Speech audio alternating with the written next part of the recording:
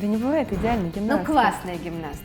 Если тебе повезло без пупырышек найти, то ты звезда. Ну, не повезло, как сможешь, так и тренируйся. Еще и экипировка есть, так вообще умереть не встать можно. Ты слышала, в новостях сказали, что они олимпийский чемпион. Зачем мне ваша гимнастика? Боже, какой урод. Психолог, диетолог, ага. И носик чемоданов. Какой помост, Азиза, я тебя умоляю. Я понимала, что я классная девчонка. Ну, может, мы просто дуры были в этом. Я бы хотела такую гимнастку, как Елена Шаламова. Мне кажется, этому невозможно научиться. Нет, как-то там ля-ля-ля-ля. Ну, как же так? Ну, почему? Ну, неужели мы хуже всех?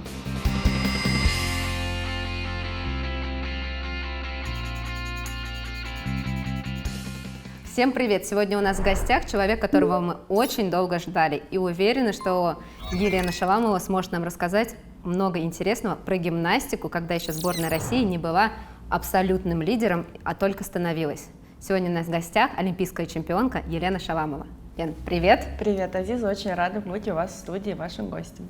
Мне кажется, в течение нашего сегодня разговора все поймут, что у Елены очень крутое чувство юмора. И первый вопрос, который не так много, к сожалению, информации в интернете, но есть информация про, что ты любишь крокодильчиков, и как раз крокодильчики затянули тебя в гимнастику. Я не могу сказать, что я их люблю. Я, конечно, их пробовала даже на вкус, но так любовью особо к ним не пылаю. Но это была на самом деле история такая довольно-таки смешная. Я совершенно не имела никакого отношения к спорту, и семья у меня не спортивная, но на уровне прошлого века, когда в СССР все занимались каким-то спортом, и вечерами выходили во двор, играли в пионербол, волейбол, ну, естественно, футбол мужчин никогда не пропускали. Это вот все спортивные достижения моей семьи. Поэтому о спорте у нас никогда не думали, но так как я была дико худой, невозможно худой, при этом я очень много кушала, вот, меня заметили в зубной больнице тренер Эрго Раиса Михайловна, которая начала меня уговаривать, чтобы я пошла в гимнастику. А мне было очень хорошо, я не хотела. Зачем? Ну, у меня прекрасная жизнь, насыщенная, интересная, свободная. Зачем мне ваша гимнастика? Но она нашла такой довод, что говорит, ну ты понимаешь, что благодаря гимнастике ты поедешь в Африку и увидишь крокодильчиков. И почему-то мне в тот момент так захотелось в Африку к крокодильчикам, что я согласилась. Вот с тех пор как бы Африка мне не покорилась, крокодильчиков я в Африке не увидела, ну вот гимнастика была в моей жизни. Ты прекрасно выглядишь. Спасибо. В каком году ты попала в гимнастику? Это просто очень интересный, мне кажется, этап, имеется в виду, это какой год был? Это был, наверное, 88-й год, не наверное, а нет, это был не... Так. Я 82-го года. В гимнастику я пришла в 6 лет. Значит, 88. 88, все правильно, с математикой тоже все неплохо. 88 год, еще в СССР, в России, ну, как бы в России гимнастика развивается, но еще не супер развита, не на таком, мне кажется, подъеме, как сейчас. Чем вот тот момент отличалось? Так как ты тренер сейчас развиваешь, и также и массовый спорт, в чем отличие было? Вот сейчас девочка начинает заниматься гимнастикой в 4 года, и тогда в 6. Отличие во всем, абсолютно. Как в мотивации заниматься гимнастикой, как сама гимнастика, как предметы, как залы, базы, правила, все совершенно другое. Ну, то есть как бы любой вид спорта, он развивается очень быстро, стремительно и не стоит на месте. И, наверное, каждый спортсмен в своем виде спорта скажет, что вот там в 80-х годах это был один вид спорта, сейчас другой. Вот, поэтому совершенно все по-разному, и даже сравнить сложно. А вот, если так могу сказать, твоя подруга Мария Нетесова, господи. Ничего страшного, она Наташкой побоит. Твоя подруга Мария Нетесова рассказывала про деревянные булавы. Сейчас вот детям нынешней гимнастики, которые заходят, например, в магазин «Артблеск», который везде булавы, мячи, красивые купальники, они не понимают и думают, что это шутки, либо это было очень-очень давно. На самом деле не так много времени прошло. Были ли такие истории в твоей жизни? Ну, на самом деле у меня была палочка из папиной удочки, он практически со слезами, а он у меня очень любит рыбалку, так как мы из Астрахани, понятно, что рыбалка для него это все, и он мне прям со слезами на глазах пилил эту удочку свою самую лучшую, чтобы у меня была лента. Лента обычно атласная, купленная в галантерее, мама на машинке строчила, папа придумывал эти карабинчики, мячики, да, крашеные, ну как бы вот все, что рассказывала Маша, это правда. Потому что вот крашеный мяч, это Ну, покупается в детском мире мячик. Если тебе повезло без пупырышек найти, то ты звезда. Ну, не повезло, как сможешь, так и тренируйся. Новое ощущение Да. с пупырышками. Ну, всяко было. Потом сдирали, ну, они же были, как вам объяснить? Синий мячик, желтая, красная полосочка по диаметру, синий мячик внизу. Ну, как бы с таким выступать не очень красивенько. Хочется же эстетики, это же художественная гимнастика. Вот отдирали красочку, ставили на баночку, красили, высыхал, переворачивали, докрашивали. Все очень просто было. Новый сезон, новые правила. И чтобы покорить новые вершины, вам помогут наши неизменные партнеры. Компания Gymsport, которая производит крутейшие ковры в Нидерландах. И, конечно, наши партнеры компания Артблеск. В магазинах Артблеск вы найдете все необходимое, чтобы сверкать на ковре в новом сезоне. Кстати, мы записываем выпуск 29 июля, и Инстаграм нам подсказал, сегодня день рождения у твоего папы. Да, это так. Удочку вернула? Удочку вернула, но не в день рождения, это был подарок на Новый год, и он был безмерно счастлив. Правда, вот сейчас только вспомнили про то, что он свою удочку мне пилил на палочку. Сегодня уже не буду поздно. Завтра позвоню папе, напомню, что ты помнишь, как ты мне ее отдавал. И тут, конечно, напрашивается вопрос, как много было родителей в этой спортивной карьере. Либо это все закончилось удочкой, ну, то есть удочкой, и дальше доверие тренеру и только такая поддержка, то есть дома помассажировать. Знаешь, Азиз, на самом деле два ответа на этот вопрос. Они были всегда, их было много, их не было никогда, они не лезли вообще. Вот как бы не очень понятно, но зато очень честно, потому что для моих родителей тренер мой, Сидоренко Алла Юрьевна, это был неприкасаемый авторитет. То есть никогда в жизни они не говорили слово поперек. Если надо, значит надо. Если не надо, значит не надо. Все. Вот как сказал тренер, так оно все и делается. Но при этом очень часто об этом говорю и не устану говорить. У меня гениальные родители, и я безмерно благодарна за то, что они никогда не давили на меня, никогда не делали за меня выбор, никогда ничего не заставляли меня делать, ну, за исключением учиться в школе, ну, как бы тут понятно. Все время на ту или иную ситуацию мне родители говорили: сделаешь так, будет так, сделаешь так, будет так. Давали мне несколько раскладов по ситуации, а дальше: дочь, принимай решение такое, какое ты хочешь. То есть заставлять меня заниматься гимнастикой не заставляли, но если я шла, то вся семья меня поддерживала, абсолютно. Если там я приходила и говорила, что вот тренер сказал похудеть, то не ел никто. Но как бы правда, в этом отношении была колоссальная поддержка от родителей. И, наверное, огромная часть успехов — это благодаря им, их поддержке, пониманию. И при этом никаких влазений в тренировочный процесс, никаких там переломов, поломов, своего мнения никогда не было. Всегда интересно, нас очень много смотрят родители. Смотрели ли они выступления и смотрели ли Олимпийские игры? Мама, и когда соревнования были в Астрахани, на тот период времени практически все соревнования были в Астрахани. Мама ходила на все соревнования всегда, папа не ходил никогда. Папа не смотрел никогда. Он очень переживал, и как-то так, наверное, сложилась просто традиция, а мы же спортсмены все немножко чукнутые на традициях, да, на суевериях, как бы вот раз заладилось, неважно, что ты до этого год тренировался по 12 часов, это не имеет отношения. Главное, что ты сейчас зашел на ковер с нужной ноги, поэтому все получилось. Вот. И сложилась такая традиция, что папа не смотрел и сам не нервничал, и я была спокойнее, что папы нет в зале. А Олимпиаду они не смотрели, потому что, не вспомню сейчас почему, то ли трансляции не было нас. Не вспомню, почему они не смотрели. Мама убиралась в квартире, она знала, что мы выступаем, она убиралась в квартире, наверное, не было трансляции, был только повтор. И когда ей позвонила соседка с криком: «Ты слышала, в новостях сказали, что они олимпийский чемпион», сказала: «Я не верю». Мурашки. Мама сказала: «Я не верю, я не верю». И потом уже Алла Юрьевна позвонила, это уже как бы пришло осознание, что все случилось, но не смотрели. У меня аж мурашки, когда вот... У меня нет. Ты говоришь о неприкасаемом авторитете твоего тренера Аллы Юрьевны, и что написано в интернете, что в начальном периоде она тебя очень сильно оберегала, потому что видела, что ты очень худенькая, талантливая и не особо пока влюбившаяся, как я понимаю, в мир гимнастики, что на тебя сначала не давили Хотя видели, что ты очень... Ты откуда ты такую информацию взяла? Мне вот интересно. Когда такое было? Почему я пропустила этот момент? Мы готовимся. Почему я в своей жизни пропустила момент, когда на меня не давили и меня оберегали? Когда ты маленькая, была еще не очень влюбчивая в гимнастику? Или послушай, на самом деле... взяли алмазик и сразу делали бриллиант, либо... Тоже эту историю я много раз рассказывала. Год в гимнастике я поднимала самооценку свою личную. Ну, наверное, мое понимание было немножко другое, но вот сейчас я, взрослый человек, интерпретирую это именно так. Ну, как взрослый, так, чуть-чуть.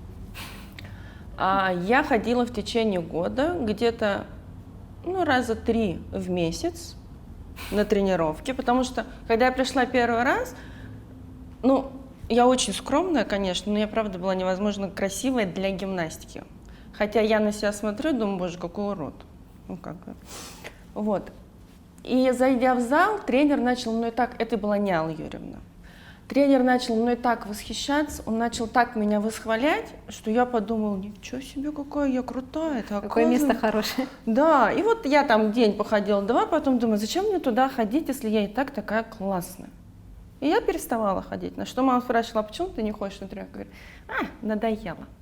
Потом проходила 1-2 недели, и что-то как-то мне так хотелось, чтобы мне сказали, что я классная. Думаю, пойду-ка я схожу на гимнастику. И опять приходила, получала свою порцию одобрения, поднятия себя в своих глазах, и опять не ходила. То есть год я вот так вот, мне было все равно на гимнастику. Про крокодильчиков я уже забыла, поэтому неважно. А потом мне тренер говорит, Леночка, Советский Союз, все очень правильно же, я за тебя получаю денежку, а тебя никто не видит, меня посадят. Со мной провели беседу. Это так и было на самом деле.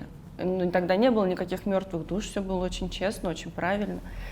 Вот. И мне пришлось выступить на соревнованиях, где меня увидела Алла Юрьевна. Она почему-то сразу меня заметила, каким-то образом она договорилась с мамой, это прошло мимо меня, я не знаю, как произошел этот переход. И придя в первый раз в зал к ней, она тренировалась, я была первая ее маленькая гимнастка, она тренировалась со взрослыми детьми. Увидев то, что делают девочки, уже мастера спорта, я встала и поняла, что это то, без чего я не смогу больше жить.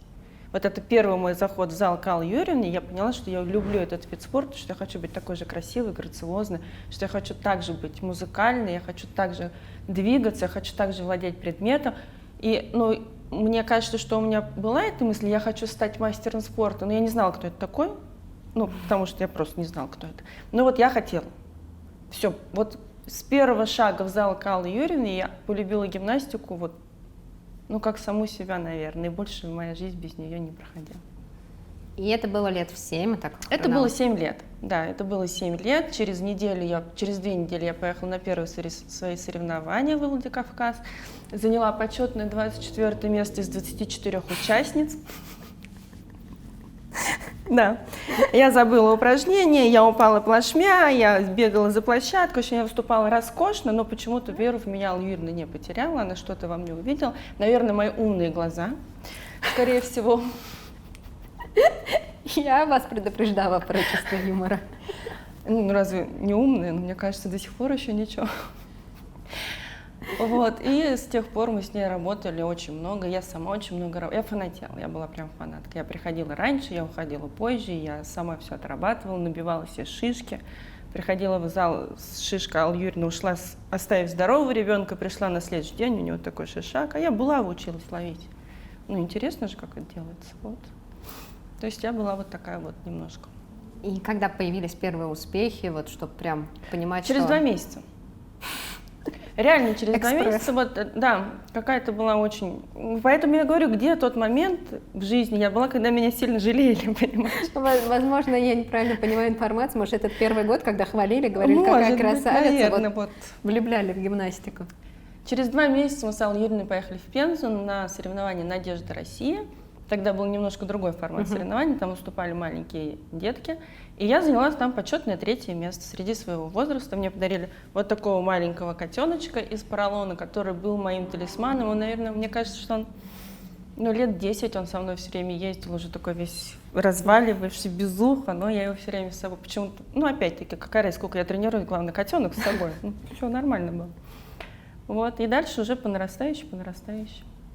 И вот по нарастающей, если сейчас в нашей системе гимнастики по нарастающей мы понимаем, что все-таки Москва — это эпицентр определенный, там видим талантливую гимнастку. Если из маленького там города, то понимаем, что либо в большой там Питер, Новосибирская школа, там Омская школа гимнастики, такие большие, там Пенза, Нижний, либо в Москву. Как тогда было в то время? В Москву приглашали, не было уже Новогорска, не было Тогда той не системы. было вообще никакой базы у художественной гимнастики, в принципе. Новогорск арендовался, наверное, правильно сказать, именно перед крупными стартами на какой-то там, на сбор, на неделю-две, и все. У нас были какие-то, каждый город сам проявлял инициативу, что они готовы провести тот или иной сбор. В соревнованиях ездила тогда старшим тренером молодежной сборной была Говорова Марина Анатольевна. Она ездила по соревнованиям, смотрела хороших, талантливых, красивых детей, умных, опять-таки. Вот, она их собирала, подходила, общалась с тренерами. Также общества, в каждом обществе же есть старший тренер, он тоже там мог позвонить, сказать: Марина, у нас есть хорошая девочка, как бы на ее надо посмотреть. И вот в каком-то городе она собирала этих детей, собирались все тренеры, была система, что у нас мы работали и программу, и хореографию, естественно, и ОФП, и СФП, и все тренеры, которые приезжали с гимнастками, все вели уроки обязательно. То есть была система, что не только дети учатся, но и тренеры друг другу передают опыт и делятся знаниями. И мне кажется, что это было очень здорово, и это было очень результативно для всех. То есть если мы понимаем, что это Омская школа, гимнасток видно сразу, да? А когда ты начинаешь с ними работать, что-то ты от них черпаешь, и все равно какие-то черты уже становятся и тебе доступны. Мне кажется, что это хорошо. Твой пик, такой гимнастический, юниорский, попадает на пик, когда в стране было не очень после распада, мне кажется, СССР, или... Да как-то вообще жизнь попала на пик распада СССР, и все пошло как-то не очень.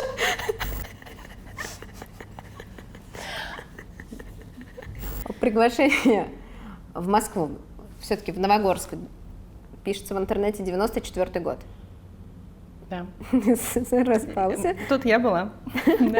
Новогорск был 94-й год. То есть куда пригласили? Да, собрали молодежную сборную команду. Азиз, я тебе не могу сейчас сказать, вот как это все работало, потому что когда ты маленький ребенок... Вы не понимаете, кто куда просто... Вообще не понимала. И я вообще не понимала, почему я куда-то еду, в принципе. А как это все система строится, действительно даже неинтересно было.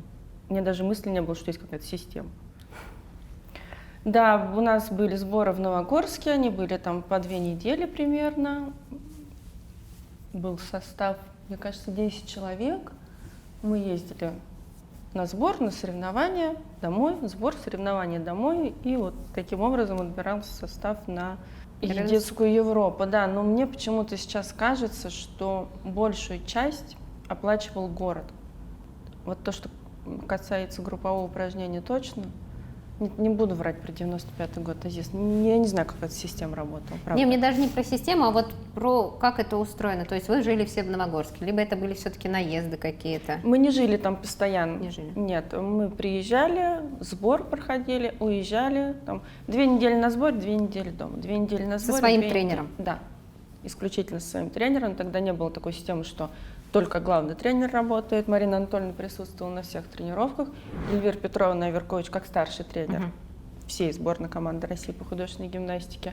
Она тоже присутствовала всегда на тренировках. Ну, там тренировались и взрослые девочки, и маленькие мы. А в тот момент ты была юниоркой, на кого из сеньорок смотрела, чтобы прям вау?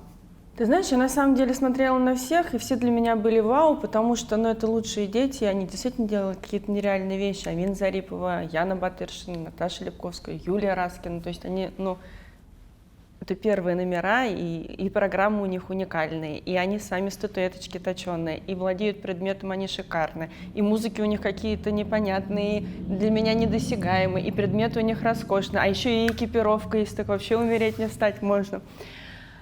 Поэтому, никогда не было фаната какой-то определенной гимнастки, никогда у меня не было кумира, но, наверное, вот еще больше в гимнастику меня влюбила Оксана Костина. Причем вживую я ее не видела никогда. Я ее видела по телевизору, на чемпионате мира. Не вспомню сейчас год, наверное, это был год 89-90, мне кажется. Может быть, 90-91. Она делала мяч. Я помню, молодая Ольга Владимировна Буянова в черном костюме с белым шарфом. Оксана выходит. И я почему-то мне так запомнился этот момент, когда Оксана Ольге Владимировне шарф вытерла руки, взяла мяч, пошла выступать. И это было настолько красиво, потрясающе. Ну, я поняла, что вот девушка должна быть такой. Ну, ты именно такой гимнасткой была, потому что, перерывая архивы, фотографии, там какие-то видео, ты была гимнасткой, про которую говорили: вау, какая она красивая, что прям вот идеальная гимнастка. Да, так там так пишут. Спасибо, как приятно, черт побери. Но ты сама понимала, что ты вот классная гимнастка или... Я понимала, что я классная девчонка, что я очень хороший друг, что я хороший человек, что я хорошая дочь. А какая я гимнастка, ну зачем мне это знать? Вот сидят судьи, они отсудят и решат, хорошая гимнастка или нет. Опять же, фотографии, видео. Идеальная гимнастка. Да не бывает идеальной гимнастки. Ну, классная гимнастка. Я просто такой никогда не была, из-за этого, мне кажется, гимнастка, которая понимает, что она классная, она понимает или нет? Ну, наверное, я понимала, что мы с моим тренером, раз мы в сборной, значит, мы достойны. А насколько я смотрела на Вику Аникину, мне казалось, что она шедевр. Смотрела на Аню Шишову, я думала, что лучше у нее быть не может. Смотрела на Иру Чащину и понимала, что такой гимнасток просто больше не бывает. А я была для себя, обычная. Я никогда не понимала, за что меня взяли в сборную. Вот я не понимала, я до сих пор не очень сильно понимаю. Хотя тут недавно я посмотрела какое-то видео, мне прислали, и думаю, неплоха. Да, даже ничего. А до этого я все время смотрела свои записи и думала, что я же коряга. Почему я в сборной? Поэтому я себя, наверное, не считала хорошей гимнасткой. А сейчас старший тренер, правильно, новой лиги? Да. Если бы такая гимнастка выступала, заметили бы, пригласили ее? Я? Да. Конечно. Однозначно. Тут все очень просто. Сейчас очень мало гимнасток с длинными красивыми линиями. Все. Для меня это гимнастика. Закрываемся. Я понимаю, что гимнастика другая, что тяжело с такими линиями, но это красиво, это эстетично. И, конечно, первое, что я смотрю, это на фигуру. И есть у меня такая девочка, которую я даже возила на контрольные тренировки, но она не тянет. Невозможно красивая. Знаешь, как танк от Дольче Габбана. Не едет, не стреляет, но очень красиво. Мне кажется, я такой же и была. Это очень забавно.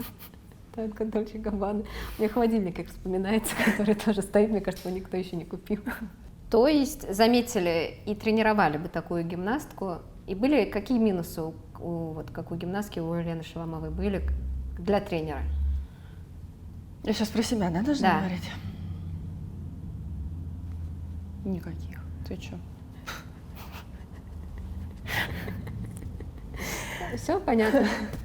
Но на самом деле я бы хотела такую гимнастку, как Елена Шаламова, правда, потому что она была фанатична, она была трудолюбивая, она была очень работоспособна, она была очень выносливая, она была довольно-таки легкая в работе, если ее не заводить. Тренеры же тоже люди, у них все бывает в жизни. Но если завести, то не дай бог никому. Наверное, единственный минус мой в детстве был плаксивость. Я терпеть не могу, когда дети плачут, видимо, сама потому что рыдала, и понимаю, что это было отвратительно. При этом ты не сказала, что Елена Шаламова была просто невероятно красивая. Не могу так про себя сказать. В общем, мог бы случиться прекрасный дуэт, если такую гимнастку ты встретишь. Я думаю, да. Триумфальная Европа, где Ира Чащина была запасной. Для меня это был факт такой, что я, правда, не знала, когда готовилась к этим разговорам с нашим. Узнала, что Ира Чащина на Европу, на которой ты стала, выиграв 5 медалей, и какой другой там, из 6 медалей 5 медалей. 5 медалей из 6 и 1 бронзовую. Почему столько медалей? Потому что сейчас же Европа совершенно по другим канонам проходит. Расскажи, пожалуйста, как проходила Европа? Как это было в прошлом веке? Сейчас расскажем, не вопрос. На самом деле, после Европы в Праге детская отменили первенство Европы, и уже потом ее возобновили. Ты лучше знаешь меня. Когда год, я не 91-й год выступал? Да. Когда Катя Донич выступала? Да, Даша Кондакова. Нет, Гусева выступала, да? Нет, Гусева не выступала. Даша Кондакова выступала. Не будем путаться и путать зрителей. Блин, мой 91-й год, и я его не помню. Я тоже не помню. Я их тренировала, я тоже не помню, поэтому не А переживай. я рядом смотрела, как тренируется, тоже не помню. Лена Исаенко отбирали, но она травмировалась она тогда. не смогла, да. Вот, у нас просто была ужасная система. Ну, как бы для ребенка 13 лет это очень тяжело. У нас было командное первенство, где выступать могло от 2 до 4 гимнасток. 4 вида делает 3 вида делающая гимнастка и более претендуют на попадание в многоборье. Ну, остальные, естественно, только на попадание в финал. И для того, чтобы у нас 2 гимнастки попытались попасть в многоборье, поэтому у нас выставлено было 3 спортсменки. Это я, Аня Шишова и Вика Аникина. Вот я делала 4 вида, Аня делала 3 вида, и Вика делала 1. Мы выступили за команду 2 дня. На следующий день, естественно, мы с Аней попали в многоборье. У нас было многоборье. Мы делали 4 вида подряд. И на следующий день Аня выступала в 3 финалах, я в 4 финалах. Мы делали еще раз 4 вида. И после этого была Атланта, где была точно такая же система у взрослых гимнасток, начинающих с 16 лет. Нам было 13 лет. Но Вике с Аней было 14, мне 13. Исполнилось ровно на Европе. И тогда руководство гимнастики приняло решение, что это невозможно для детской психики, и это нужно прекращать. Поэтому закрыли первенство Европы. И потом они придумали вот эту прекрасную систему, По одному виду. Да, когда и дети могут позволить себе готовиться, и они психологически это могут выдержать, и они получают как бы уже опыт взрослых соревнований, так скажем. Но было сложно или, как ты сказала вначале, что не сильно помнишь? Ты знаешь, на самом деле у меня очень хорошая психика, поэтому 3-й месяц глаз дергает. Все на Европе оставила. Нет, на самом деле, правда, мне повезло, у меня очень хорошая, крепкая психика, и я никогда не боялась выступать и не волновалась. Ну вот такой легкий мандраж нормальный, который должен быть у каждого человека, который там выходит на сцену, говорить какую-то речь, да, там, брать интервью, давать интервью, выступать, он должен присутствовать всегда. Вот он был, больше ничего не было. Ни на одних соревнованиях я не боялась выступать. То есть вот этих рук не было? Нет, никогда. Ну, может быть, знаешь, было пару раз, когда я не была готова. Я просто понимала, что сейчас будет позор. Вот, наверное, из-за этого мне было страшно, что я вот допустила такого позора для себя и своего тренера. А вот, ну, чтобы бояться, нет. Было очень сложно физически, да. Потому что, ну, во-первых, мы работали 4 вида, во-вторых, мы работали так много, как мне кажется, ну, сейчас и невозможно с нашими правилами столько работать. Но мы делали, например, 5 кругов с возвратом. Это когда ты делаешь, ну, ты знаешь. Расскажи, пожалуйста, я знаю, что такое 5 кругов с возвратом, не понаслышке. Расскажи простым людям, что это. Да, причем я тебе хочу сказать, что все 4 вида готовила Вика, выступая с одним, и все 4 вида готовила Ира Чащина, не выступая вообще. Вот, и они еще нас поддерживали, и они понимали, что они все это делают. Вика, чтобы просто 1 раз выйти с лентой, Ира, чтобы не выйти ни разу. То есть это было, правда, тяжело. Для детей это было очень тяжело. 5 кругов с возвратом, это ты берешь, у нас не было скакалки. Была скакалка, у нас не было мяча. Да, у нас не было мяча. Берешь скакалку, встаешь на прогон, делаешь чистый прогон, молодец. Берешь обруч, встаешь с обручем, делаешь чистый прогон, молодец. Берешь мяч, булаву, встаешь с булавом, делаешь чистый прогон, молодец. Берешь ленту, кладешь ленту, начинаешь круг сначала. Кладешь, теряешь ленту, делаешь ошибку в ленте, тебе обнуляется все, что ты сделала с чистыми до этого, и ты начинаешь это сначала. Да, и у тебя должно быть 5 чистых кругов. Вот пока ты их не сделаешь, ты танцуешь, и понимаешь, что ты так любишь художественную гимнастику, 5. С каждой секунды больше и больше. И причем я сейчас не шучу, потому что мы, правда, ее все больше и больше любили, потому что, не зная, откуда это бралось, ну, так как я очень скромная, простые люди, не понимающие, не чувствующие, не попадают туда. Да? Мы понимали, что каждый день, приходя, мы становимся круче. Мы становимся сильнее, мы становимся лучше. Вот это вот детский мозг каким-то образом это понимал, видимо, через тело, через смотрение друг на друга, но мы действительно это понимали, и поэтому мы очень много работали. А что делать? У нас люди в студии в шоке, и мне показывают 5, точно 5 кругов? 5, Я не ошиблась, 5 кругов. Да. Ну, например, вот, причем мы как-то довольно-таки, ну это же тоже, мы к этому подходили, мы же не раз таки зашли в зал и с новыми программами, а давайте 5 кругов, а давайте. Ну нет, нас к этому готовили, мы там сначала выходили на чистый прогон, но вот как-то один раз Вика Аникина закончила тренировку в 12 часов. Вот она еще делала.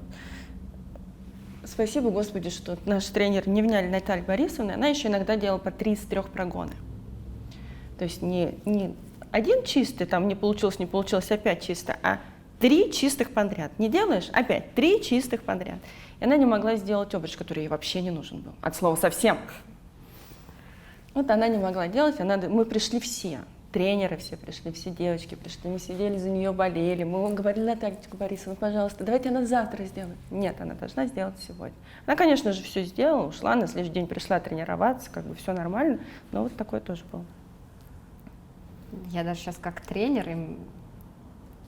себя иногда уговариваю, спрашиваю, почему тогда тренер не разрешил ей завтра сделать? Потому что это правильно.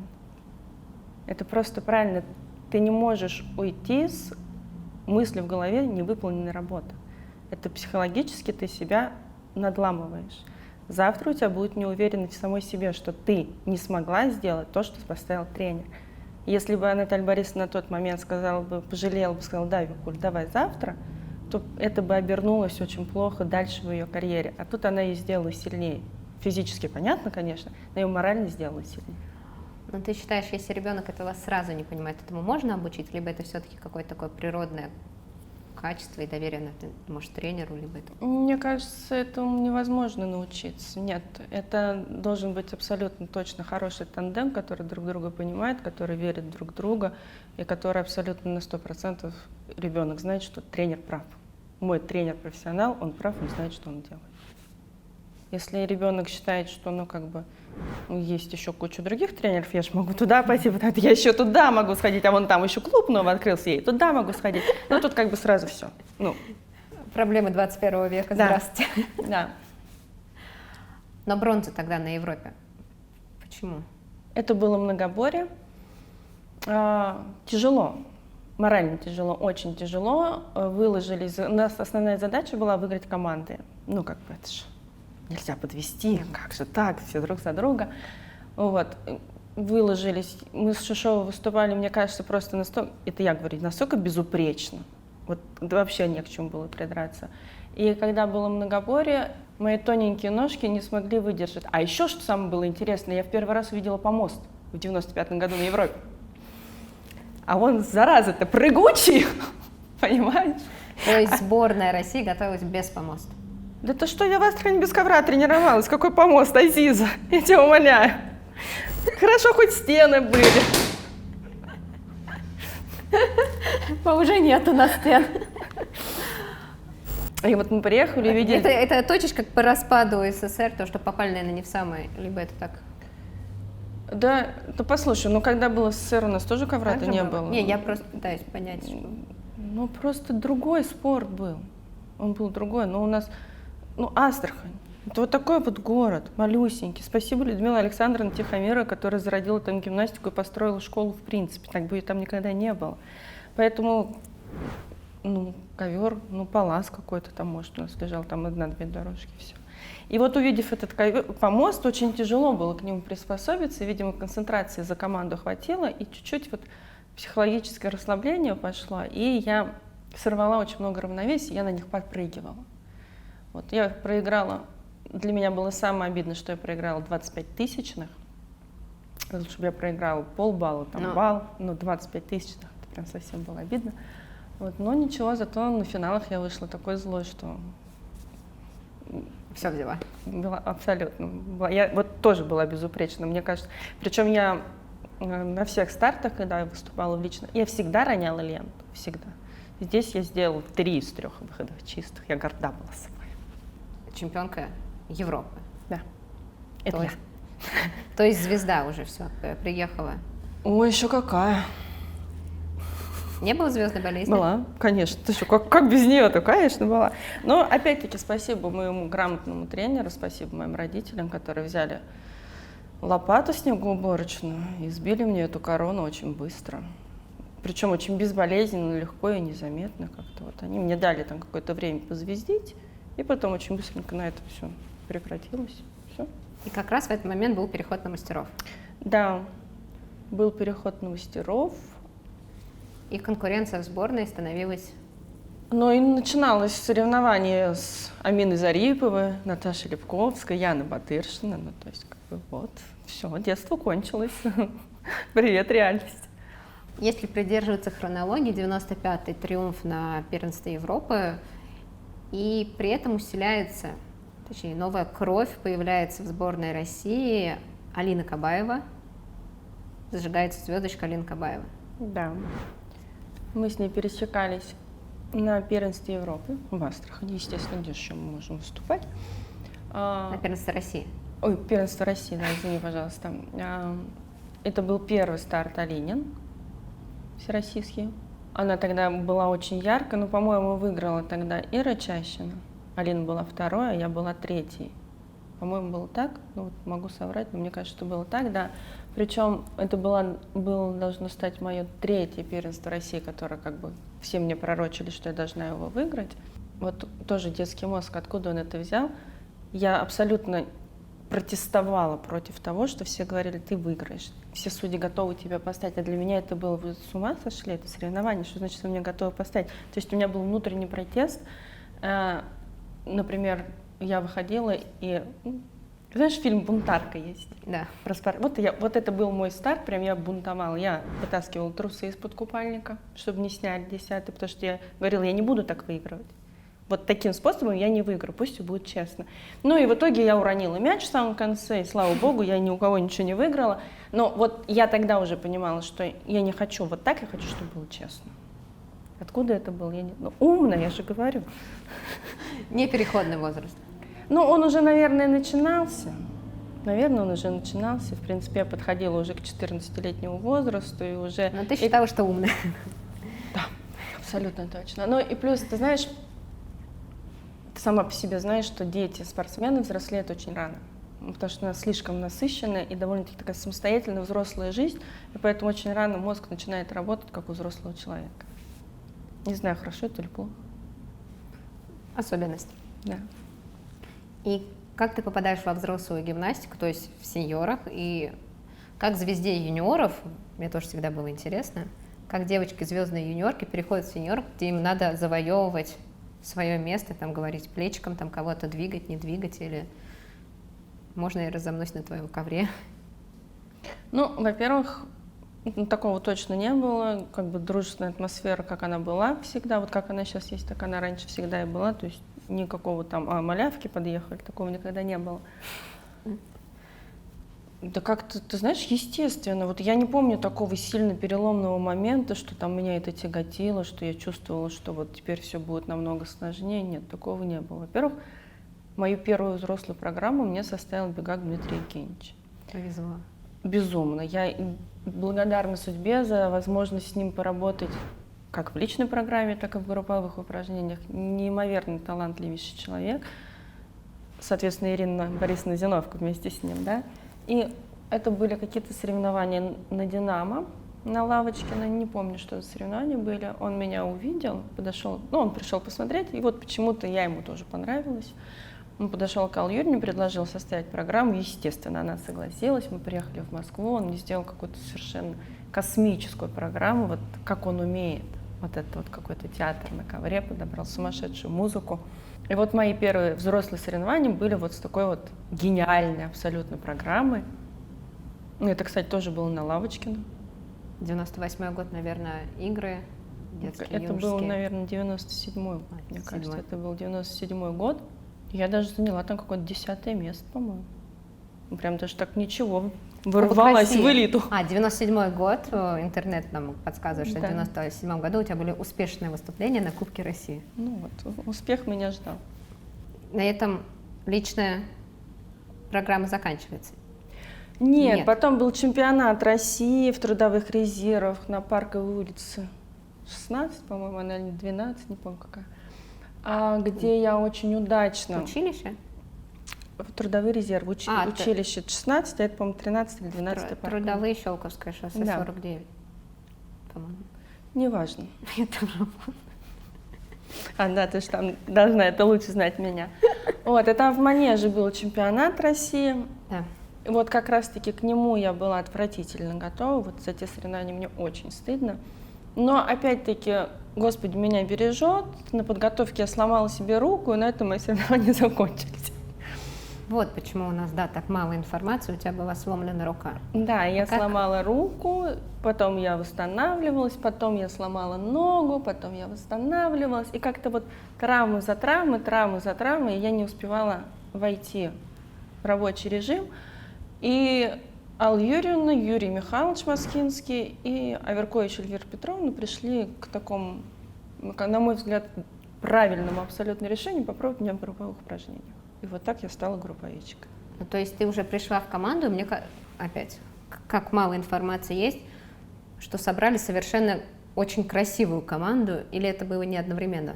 То есть... Конечно, самая красивая. А на самом деле это был, правда, такой эксперимент, потому что Маша Нетесова и Ира Зильбер, они были отличными личницами. Сначала этот эксперимент попробовала Татьяна Владиславовна и Татьяна Алексеевна на молодежной команде. Они собрали туда лучших личниц, маленьких, на первенстве Европы. Это был 97-й, по-моему, год, упражнение с булавами. Вот, собрали. Это получилось красиво, потому что, естественно, лучшие личницы, они внешне очень красивые, да, плюс они еще и работоспособные. Получилась красивая, хорошая команда. К сожалению, чуть-чуть у них не удалось, они заняли 3-е место, но при этом они поняли, что это... Схема рабочая. Да. И потом они попытались это же сделать на взрослой команде. Они забрали туда Машу с Ирой из детского группового, не дав им уйти обратно в индивидуальную программу. Я Аникина, это, первые номера юношеской команды тоже получается. Ира Белова у нас осталась из старого состава. И дальше уже пошло вот это все плавание, пока мы не пришли к составу сиднейскому. Там изначально было много интерпретаций. Но вот они попробовали, да, нас туда поставить и посмотреть, что из этого получится. Мне кажется, неплохо, да, вышло? Да, здесь хочется. Давайте проголосуем, как вышло, хорошо или не очень. И как твое тело, ум хотела идти в групповое? Это была моя мечта, ты что? Да ладно. Я мечтала быть групповичкой. Я никогда не видела себя в личной карьере, правда, от слова совсем. Это была моя мечта. Сначала тогда старшим тренером группового упражнений была Фатеева Марина Васильевна. Я каждый раз в Новогорске, а групповички выступали, естественно, также с нами на первенстве Европы, только у них был чемпионат Европы взрослых, а у нас лично. И я учила их упражнения. Я каждый раз, заходя в зал, подходила к Марине Васильевне, говорит: вы же меня возьмете? Она все время говорит: Леночка, конечно, возьму, как тебя не взять? Вырасти, возьму. И безумно хотела. Потом я приставала к Татьяне Владиславовне. Вот еще в 97-м году меня еще думали поставить в молодежную команду с мячами, чтобы я поехала опять на первенство Европы, но уже в групповом упражнении. Я в Астрахани учила упражнения с мячами, подходила к Татьяне Владиславовне, спрашивала задания, что мне надо делать. Я очень хотела. Для меня это прям вот было групповое, это все. А откуда такая любовь или какая команда тогда вот была у тебя в почете?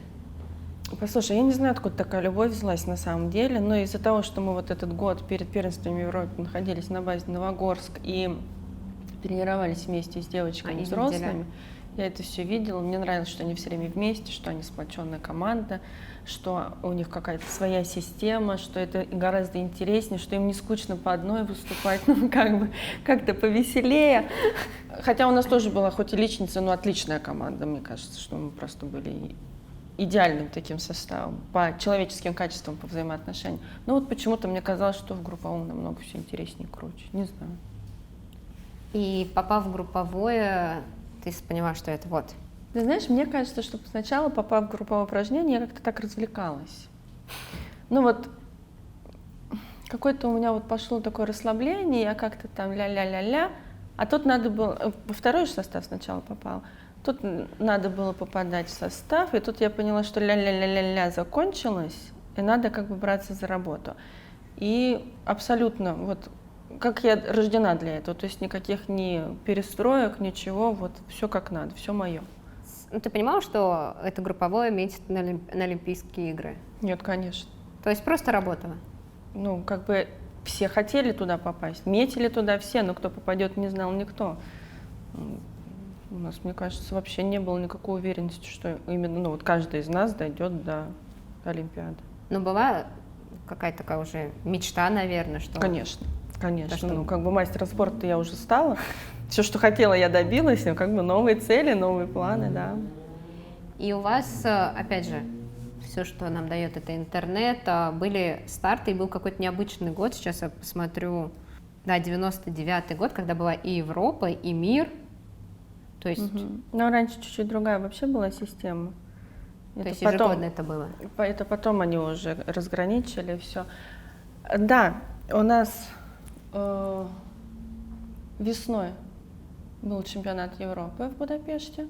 Сентябрь или октябрь, я не помню. Был чемпионат мира, отбор на Олимпийские игры в Осаке. И вы как раз выиграли там многоборье. Да. Но при этом до этого проиграли Греции, команде на Европе. Что ты помнишь из этого? Да, конечно, помню. Мы первый свой чемпионат мира в 98 году проиграли многоборье. Выиграли только упражнения с мячами. Тогда были первые белорусы, вторые греки, мы были третьими. Чемпионат Европы в 99 году. Первые были греки, вторые, по-моему, были белорусы. Вы вторые, по-моему. Мы были вторые, третьи белорусы. И два вида мы тоже были вторые в финалах. А к чемпионату мира, ты знаешь, вот какая-то у всей команды какая-то злость появилась. Ну как же так? Ну почему? Ну неужели мы хуже всех? Ну так же не может быть. Ну мы должны это сделать. И я помню, мы тогда, во-первых, борьба с весом, как бы самый возраст классный. То есть у тебя была борьба с весом, потому что... Ты знаешь, у меня не было борьбы с весом до того момента, пока Эльвира Петровна Веркович не сказала: есть перестают все, вы команда. Психологически что-то поменялось, и я не стала там есть что-то, подъедать, я просто начала поправляться. Все. На этом моя... Команда. Да, как настоящая команда. На этом моя вот независимость от еды закончилась. И вот тогда мы к Японии, мы очень сильно взялись за себя, мы бегали, мы... Не повторяйте этого никогда. Мы лежали в горячих ваннах по часу для того, чтобы пропотеть, пропариться. Мы сидели в саунах, делали ОФП в баллоневых костюмах. Мы сидели в саунах и ждали, когда у нас ровно с носа, исключительно с носа выпадет 100 капель, потом вот так вот выходили. Мы делали тройное ОФП после тренировки также в шариках. Уже в Японии, потому что там не было бани. То есть, как бы мы понимали, что мы хотим. Вот именно, наверное, в тот момент у нас пришло осознание, что мы очень хотим быть лучшими. И вы тогда выиграли. Мы тогда стали лучшими. И вы на Олимпийские игры едете с медалью абсолютных чемпионок мира, то есть первым номером. Нет. Тогда ситуация была немножко другой, и как бы вот такого определенного лидера, вот, наверное, как раз-таки с Атланты до Сиднея не было в групповых упражнениях. То есть, если до этого лидировали болгары, абсолютно безапелляционно, то, наверное, даже уже после Барселоны, вот эти 8 лет, не было лидеров гимнастики, как-то вот все это менялось постоянно, кто-то становился лучше, кто-то терялся, и вот все менялись. Но в Сидней ехали все, абсолютно все, с настроем, что олимпийскими чемпионами должны стать греки. Вот. Мы должны были с белорусами, видимо, биться за 2-3 место. А что вот сейчас нынешнему зрителю не очень понятно, почему Греция в тот момент была конкурентоспособной. Да это все распад СССР, Азиз. Все в Греции, там же... На самом деле, после Олимпийских игр в Атланте, Марина Васильевна Фатеева уехала из страны, там был скандал. Их было много на самом деле, и она уехала, ей предложили тренировать команду Греции. И вот, как бы, насколько я знаю, была договоренность, что она должна из греков сделать олимпийских чемпионов. Она на самом деле сделала колоссальную работу, потому что... Это чудо. Да, как бы первое время, когда приезжали греки, ну, то есть они были неказисты совсем. В 98 году мир выиграли испанцы. Греки тогда не стояли на пьедестале. Вот. То есть они были вообще неказистыми, как бы скрюченные какие-то. И вот она сделала колоссальную работу, они действительно стали очень хороши, она их вытянула, растянула, разогнула, синхронизировала как-то вот прям, ну, профессиональный человек, о чем тут говорить. Но и, видимо, не судьба, и тут у нее не получилось. Но при этом вот Олимпиады, сейчас мы идут съемки в период Олимпиады в Токио, я смотрю, я не понимаю, что испытывают спортсмены, мне кажется, это такое колоссальное все, не то что там давление, мне кажется, там каждая секунда на Олимпийских играх это очень нервно. У каждого по-разному. Мне было классно, мне было так кайфово, мне было так интересно, было так круто. Это мои личные ощущения. Кому-то было нервно, напряженно, кому-то было страшно, кому-то было все равно до всего своя цель. У всех по-разному. Это, ну, невозможно объединить эмоции для всех одинаково. Но не было страшно. То есть ты человек, который говорит, что на Олимпийских играх не страшно. Мне нет. Но мне мало кто в это верит, но нет, не было страшно. Но, во-первых, мы делали по 20 чистых прогонов. Еще раз погромче, пожалуйста. Мы делали по 20 чистых прогонов, правда. Причем мы задачу себе эту поставили сами. Мы решили, что мы должны. Но сначала мы там делали из 35 20 чистых, а потом мы вставали и делали 20 подряд. Ну, иногда 21. То есть 20 из 20. А чё бояться? Но я готова на 100%. Все 5 человек готовы на 100%. Да, может произойти все, что угодно, но бояться-то зачем? Это моя психология, это мой подход. А были в команде, кто боялся? Я думаю, конечно. Конечно. Кто у вас был капитаном? У нас не было капитана. В это тоже никто не верит. У нас не было капитана. Уникальная команда, я согласна. Очень талантливая, очень красивая, очень уникальная. Одинаковые баллы с белорусами. И сумма в точности такая же, как у белорусской сборной, но дополнительные показатели выводят российскую команду на первое место. Сборная России — олимпийский чемпион. Браво! Расскажи, как, когда объявили оценку, вы понимали, что это, как это все делается? Послушай, в тот момент лично я не понимала ничего.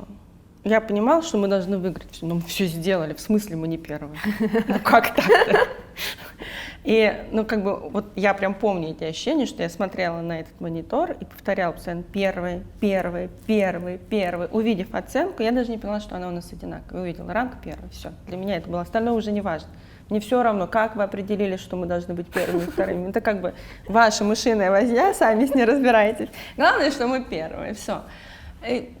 Была система судейства, какая-то оценка execution у нас была выше, чем у белорусов, и поэтому мы стали первыми. Вот как-то вот так. Но, если честно, не знаю, мне все равно. Наверное, это странно, наверное, это неправильно, но это так и есть. А вы смотрели тогда индивидуальную программу, либо вы не ходили на них, так как они были перед вами? Мы не ходили, мы смотрели по телевизору. Смотрели? Да, мы сидели. За кого болела? За обеих. Я не могу сказать, что я там болела только за Алину или я болела за Юлю. Нет, я болела за обеих, но почему-то, да, все делали ставку на Алину, но так сложилось. А когда с ними встретились, спрашивали, страшно там или нет? Я не помню этих вопросов. Если честно, я не помню. А помню, что мы поддерживали, чтобы Алина не расстраивалась, как бы мы были рады за Юлю, расстроены за Алину, хотя, с другой стороны, оно так и должно быть, кто-то первый, а кто-то не первый, по-другому же не может быть. Вот. Но вот этих вопросов, страшно или нет, мне кажется, что мы их не задавали, потому что нам не нужны были их ощущения, мы должны были получить свои. Если бы они сказали, что страшно, все, капец, мы бы развернулись и уехали, ты что? А психолог в тот момент был в команде или нет? Да, конечно, психолог, диетолог, и носик чемоданов. Азиза. Ты так грамотно. Азиза, да ты понимаешь, что нам тренеры оплачивали чуть ли не из своих денег сборы, чтобы мы поехали. К нам тренеры приезжали, привозили нам на тренировку еды, каждый свое гордо, кто что мог, кто морковку, кто яблочко, потому что нам жрать не на что было. Ты 2000-е говоришь или все-таки? И 2000-е тоже. Мы как сборная команда России по художественной гимнастике в групповом упражнении тренировались в Пензе, в Кстово, в трудовых резервах. У нас был 2-недельный сбор перед Европой в Будапеште, перед миром в Осаке, а перед Олимпиадой не было. Где вы к Олимпиаде готовились? А нет, был в Новогорске тоже 2-недельный сбор. В Аделаиде мы готовились. Не было. Ничего не было. Потому что база стала стоить сумасшедших денег. У федерации этих денег не было. Была абсолютно нищая федерация. Никаких спонсоров не было. Это Ирина Санна молодец. Это она умеет это делать. А тогда, это было взрослое поколение, которое рождено в Советском Союзе, которое выросло в Советском Союзе, которому все было за счет государства. А тут нужно искать спонсоров. Как можно в 75 лет пойти искать спонсоров? Это же невозможно. Это в мозгах невозможно перестроить. Поэтому кто как мог, так и выживал. Мы ели доширак, причем сухой, потому что кипятка не было. Правда? Олимпийская чемпионка Елена Шаламова. Без психолога. Без психолога. Впервые. Вы первые приносите медаль, золотую, олимпийскую, сборную, точнее, России. И после вас ни разу еще никто не выигрывал сборную. Потому что мы были уникальными. Понимаешь, какой тон мы задали? Сегодня мы снимаемся 29 июля. Скажи, будешь ли ты смотреть групповые упражнения в Токио? Обязательно. Я тебе могу сказать честно, что я не смотрю ни одни соревнования сейчас на играх, которые проходят ночью. Я не просыпаюсь. Я смотрю результаты, если показывают повторы, смотрю, если у меня есть эта возможность. Или если прямой эфир днем, и я могу себе позволить его посмотреть, я смотрю ночью, я не просыпаюсь. Но 7-го, 8-го 5 утра. Обязательно. Переживаешь за команду, потому что все-таки... Нет, не переживаю. Не переживаю за то, как они выступят, не переживаю за их результат, потому что там все уже решили, будет так, как будет. Переживаю, чтобы не сломались, дотянули, чтобы вот с ними, чтобы все было хорошо. Потому что в связи с тем, что гимнастика стала очень динамичная и тяжело девчонкам, правда, очень тяжело. Они работают, мне кажется, что они просто на грани возможностей физических человек работают. Елена Шаламова, мне кажется, могла бы сейчас стать групповой. Легко. Ну-ка, ей это не надо. Я боюсь, Ирина Санна не переживет моего возвращения. Почему? Она любит опытных гимнасток, как нынешний состав групповых показывает. Там опытных достаточно. Таких, как ты, нет еще. Еще 2 места свободны, вакантны. Твоей ладно не будет. Так. Машину дарили в 2000-м за Олимпиаду? Какая-то теплая. Не было после... Нет. Как нет? Первый раз в 4-м подарили, что ли? Мне кажется, в 4-м тоже не дарили. В 4-м не дарили. В У Лаврова 4-м? не было машин. В 4-м не дарили. Почему? В 4-м это были Афины. Да, в 4-м не дарили. В 8-м, В 8-м. значит, первый раз подарили? Да. Тогда не так обидно. Да вообще на самом деле. Послушай, очень многие говорят, что сейчас так много делается спортсменам, не то, что там, поколение старичков, не то, что нам. А я считаю, что и нам-то хорошо делалось. Но по сути своей, наш состав, не могу опять-таки говорить за всех, но наш состав вообще не думал о премии, о квартире, машине, о чем-то там, каких-то благах финансовых. Нам, может, мы просто дуры были в этом отношении. Нет, не в возрасте, просто, нам казалось, что это вообще не не то, что не вообще не важная часть жизни. Как-то же мы ездим на сборы, никто же не задумывался, что у меня там Алла Юрьевна бегает вот так весь город, чтобы найти мне деньги. Это я сейчас понимаю, а тогда-то, я же сюда приехал, значит, все нормально. Самое главное было доказать, что мы действительно лучшие, и самое главное не сломаться внутри себя, проиграв. Вот это было для нас важно. А все остальное было все равно. Это потом пришло понимание, что, еще и премии есть, нифига себе. Это вообще неплохо. И если учесть, что это, время восстановления страны после такого распада, огромного тяжелого финансового провала, после всех этих дефолтов, да, всех этих сумасшедших периодов, да прекрасно все было. Не надо нам было машин. Зачем? Мы пешком хорошо ездили. Ну, я про систему все-таки добью. Яна Кудрявцева в наших разговорах рассказала, что она звонила на прямую линию спросить, почему у серебряного призера нету олимпийской премии. Да. У тебя есть олимпийская премия? Да. Спасибо большое, Владимир Владимирович Путин, за наше счастливое детство. Да. Если не секрет, сколько? Сейчас 52 тысячи. Ежемесячно? Ежемесячно. Но, опять-таки, я всегда делаю сноску на то, пока президент Владимир Владимирович, она есть, что будет дальше, никто не знает. Это лично его инициатива была ввести олимпийским чемпионам стипендию. Это лично он ее повышает через какие-то там периоды времени. И это вот как бы лично его. Но это только у золотых? Только у золотых. И только у российских. Но Олимпийские игры были не заключительными соревнованиями в твоей спортивной карьере. Еще была Европа. Она была до этого, по-моему, непокоренная вам. Непокоренная. Да. Для этого остались? Был интерес собрать все медали или нет? Потому что мир был покорен, Олимпийские игры были покорены, юниорская Европа покорена. Не знаю, насколько это так, но думаю, что да. Ну, как бы просто не было желания закончить, как бы вот этот подъем, и так все здорово, и так все замечательно, мы такие классные, невозможные. У меня не было тогда мысли, что еще нету чемпионата Европы с золотой медали, но, наверное, это вот где-то там в подсознании давало. Маленький гномик сидел в голове Да. и говорил, так, не хватает одна медали. Да, наверное, да. Но Европа прям была осознанным с последним соревнованием или нет? То есть ты знал? Нет, я на самом деле не хотела абсолютно заканчивать. Спасибо большое тренерам, которые помогли это сделать. Закончить? Да. После Европы я приехала на сбор в Кстово, как бы и я собиралась продолжать тренироваться, потому что я не чувствовала потребности уходить, у меня все было прекрасно. Но некоторые специалисты в нашей сборной не хотели, чтобы хоть кто-то из состава оставался. И поэтому сделали все возможное для того, чтобы отбить желание. И именно на этом сборе я сказала всем спасибо, и я свободна. То есть такое тоже может быть в гимнастике? Не знаю, как сейчас, но раньше было. Но все-таки одна гимнастка осталась. Да, Наташа. Но она встала, в принципе, за полгода до Олимпиады. Ваш состав имеется в виду, ваш 2000-й, и она осталась одна и стала первой двукратной олимпийской чемпионкой. Да.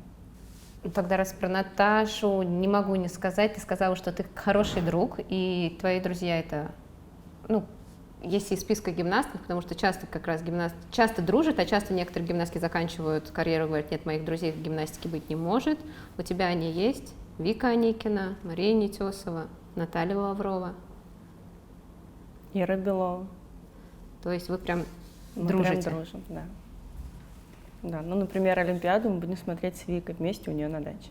Будете смотреть вместе с Викторией Аникиной. Вика Аникина — это один из наших, наверное, самых главных судей, который представляет нас на мировой арене. И объясню зрителям, почему Вика Аникина будет смотреть Олимпийские игры у себя на даче. А не судить их. Да, а не судить их.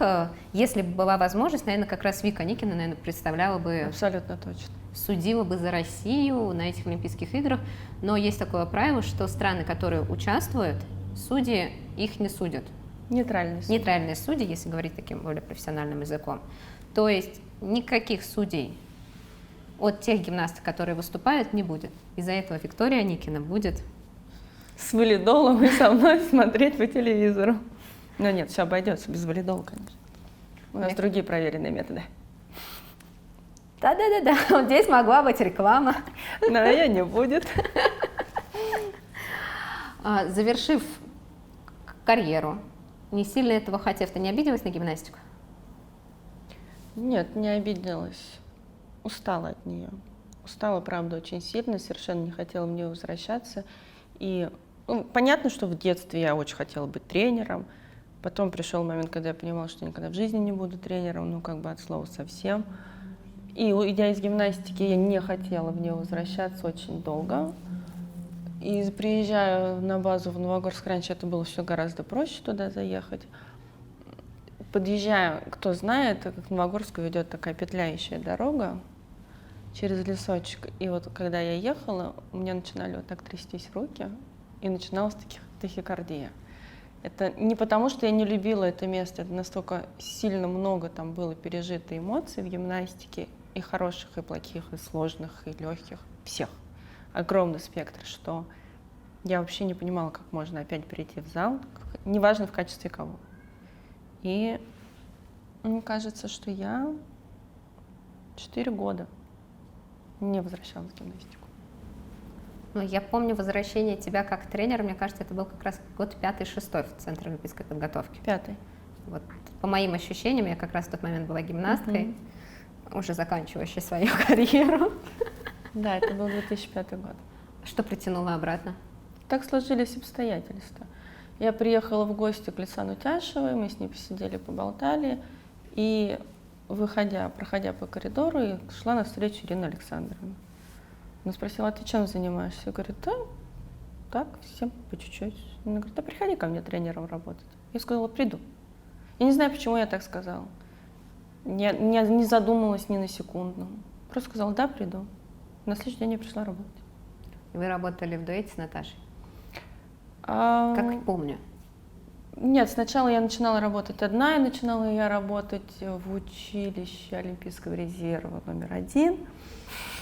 Да, была девочка, к своему стыду не вспомню сейчас ее фамилию. Какую девочку надо было тренировать? Вот Ирина Александровна.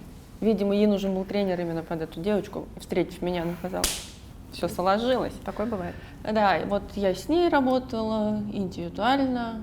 После этого у нас не заладилось. Я приехала к Иринсане и сказала, что бесполезная работа, у нас нет взаимопонимания. Тяжело ей, тяжело, мне тяжело, и результата нет. Ее отдали другому тренеру, а мне она сказала: иди в ЦОП.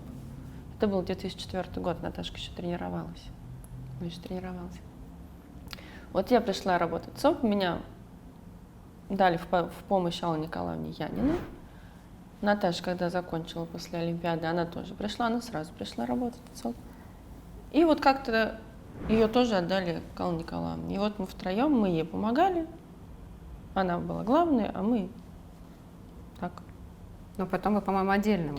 Потом, да, у нас, все же знают, что с Аллой Николаевной не просто работать, и так как мы тоже такие девушки-то амбициозные, Молодые, горячие. Да, и не сработались, и получилось, что мы разошлись и стали с Наташей работать в паре. Опять же, по моим детским ощущениям, мне казалось, вы работаете на каких-то 100-500% и выжимали из каждой девчонки максимум ее возможностей. Причем не сказать, что у вас прям было море талантливых детей, то есть там был... Абсолютно обычные дети Да. были. Самый талантливый, мне кажется, это была Лера Усова. Да. Все остальные прям, хорошенькие, обычные рабочие дети. Но вы из них прям выжимали, я помню, ваш ОФП. Сейчас, мне кажется, там Кристина Сизова, Дарина Канаева вспоминают. Ленка, что, какие вопросы? Не понимаю, о чем вы сейчас. Послушай, нас так научили работать. Нас так научили, мы сами так работали.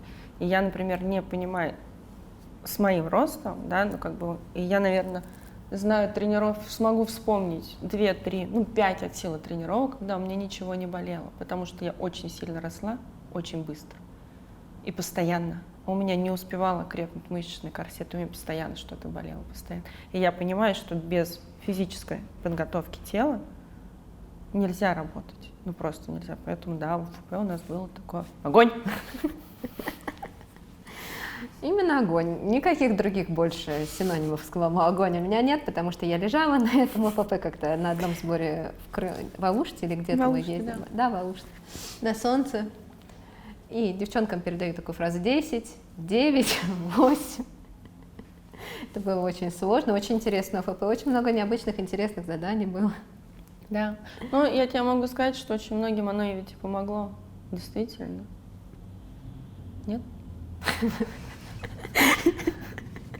Я просто помню свои ощущения, что единственное, что меня спасало на ОФП, чтобы не умереть, когда были задания на пресс, что у меня были колени иксовые, и я ноги, только колени отрывала, и пока вы не смотрите, мои Ну, пятки ж не лежали на полу, потому что столько держать ноги на весу я бы никогда в жизни, наверное, не смогла бы. Да смогла бы, на самом деле. Давай попробуем.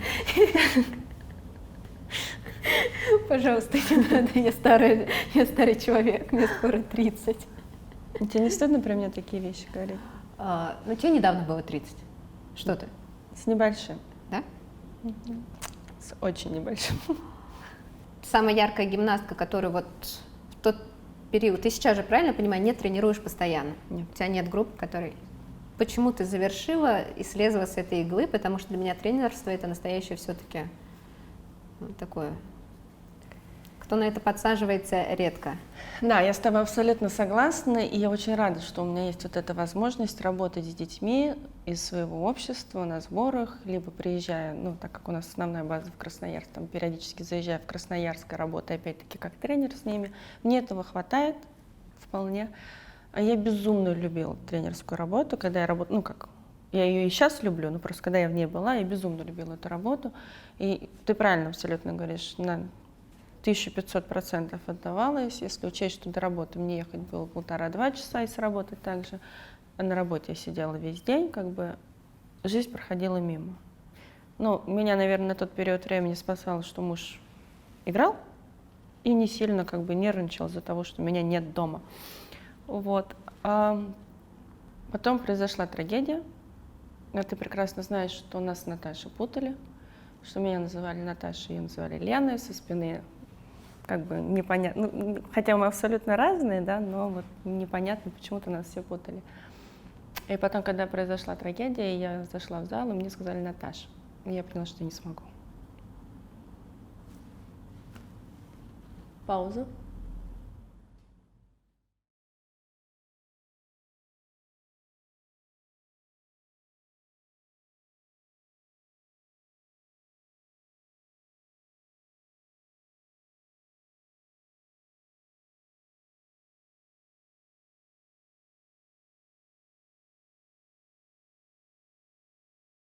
Вот, и как-то так произошло все это мягко. На тот период времени старшего тренера сборной Москвы в групповых упражнениях Орлову Наталью Владимировну пригласили в сборную России работать, а команда готовиться должна была к спартакиаде.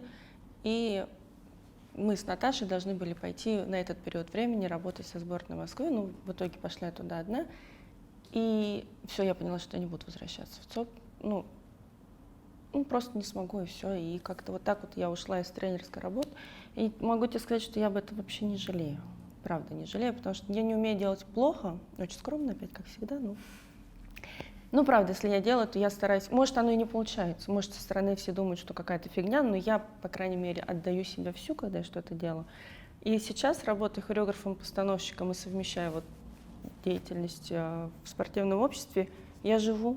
Я располагаю собой, располагаю своим временем, я могу помочь детям, я могу что-то создать, что-то сделать и при этом остаться в нормальной жизни человеком. Поэтому я ни разу не жалею, что я перестала быть тренером.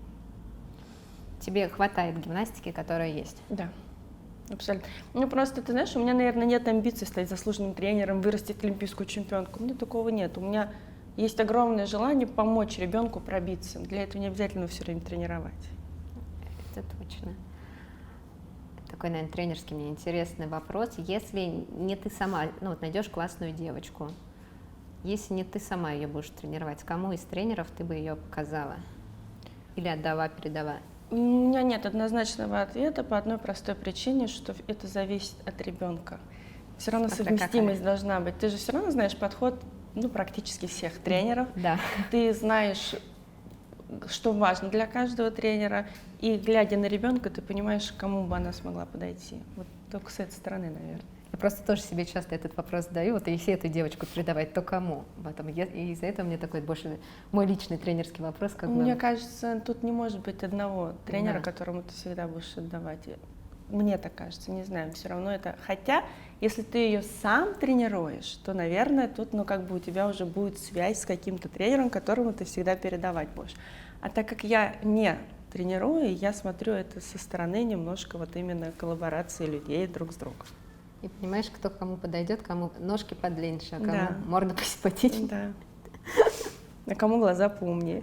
И такое бывает. Расскажи, общество для, опять же, у нас очень много нас смотрят не только тренеров, но и родителей. Вот коротко, общество, что это такое, для чего это надо, и ты совсем недавно, ну, мне кажется, вы молодое достаточно общество, ну, не самое молодое, которое сейчас есть, нынче их больше стало.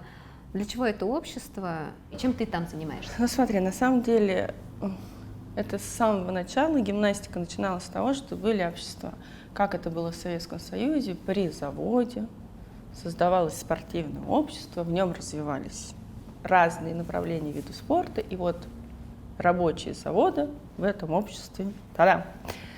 И это все так и осталось, но только чуть-чуть система поменялась. У нас на сегодняшний день, если мне не изменяет память, уже 18, да, обществ. Мне кажется, да, около этой цифры, честно, 18, тоже не помню. по-моему, обществ. Последний юный гимнаст надо смотреть. Так еще же добавилось. Ну вот, да, я из-за этого... А общество нацелено на развитие массового вида спорта. Да, по сути, наверное, вопросы возникают, зачем, если есть спортивные школы. Общество дает соединение разных мест, детей из разных мест, но дает возможность ездить по сборам к педагогам, не коммерческим сборам, но дает возможность выхода на всероссийские соревнования, на которые не может отобраться, например, ребенок от региона, он неплохой. Почему бы ему не попробовать отобраться от своего общества, если в нем тренер заинтересован? Дает выполнение разрядов, как бы, и плюс каждый старший тренер в обществе, ну, как бы он такой видная личность в художественной гимнастике во всех обществах. И у него есть связь со всем миром художественной гимнастики, который, опять-таки, может помочь ребенку поехать к тому или иному тренеру, попасть на контрольную тренировку для просмотра. Ну, как бы такие вот вещи для протекции ребенка в большой спорт. Есть ли у вас уже какие-то звездочки, которые вот благодаря У нас вашему все обществу- звезды. Не, благодаря вашему обществу уже там, может быть, в Новогорске или пока, или приезжают на сборы? Приезжают на сборы, они ездят, смотрятся, но на самом деле не так это просто. Не так просто, потому что есть основные общества, которым уже много лет, которые такие титаны в художественной гимнастике, и, естественно, очень много людей по ним уже разошлось. И получается, когда создается новое общество, приходят маленькие дети, которые еще нигде. А для того, чтобы они стали звездочками, должно пройти какое-то время. Ну, цель такая у общества есть, чтобы раскрыть девочку. Ваше общество достаточно далеко от Москвы базируется, то есть это... Это Сибирь, Урал, Дальний Восток и все желающие. Много там гимнасток? Ну, послушай, у нас в обществе 500 человек. Это только в обществе, а еще там сколько их много, конечно, много. И есть маленькие, на тех, кого у тебя глаз уже, как у тренера. Да, есть. На самом деле очень много хороших деток, но, к нашему великому сожалению, очень много должно факторов сложиться воедино для того, чтобы этот хорошенький ребенок где-то заблистал, засиял и что-то смог сделать. И не всегда это зависит от тренера, от ребенка, от родителей. Очень много разных факторов. Опять же, давай еще раз поясним. Я буду сегодня такой очень занудный, но вот для родителей... Отвратительно. Факторы. Здоровье есть?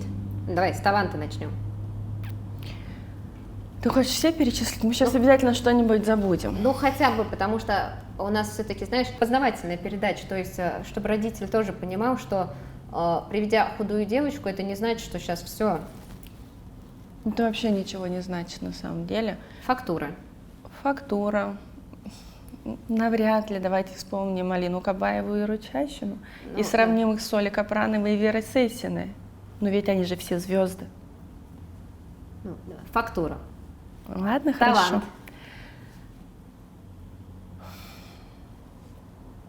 Ты знаешь, Азиз, я не буду перечислять все эти факторы на самом деле. Я скажу, что самое важное, 3 качества есть. Давай. Дисциплина, трудоспособность и удача. Вот для меня это самое главное. Потому что если нет дисциплины и трудоспособности, никакая фактура, никакие данные, никакая координация, никакое здоровье тебе не помогут.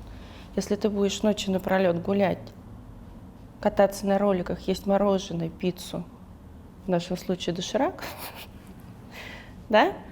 А после этого приходить, сидеть и говорить, да, я на соревнованиях соберусь и выступлю. Неважно, какие остальные у тебя есть условия и факторы для того, чтобы заниматься этим спортом. Неважно, какой у тебя золотой, грамотный, правильный тренер, психолог, диетолог, массажист и врач. Не имеет никакого значения.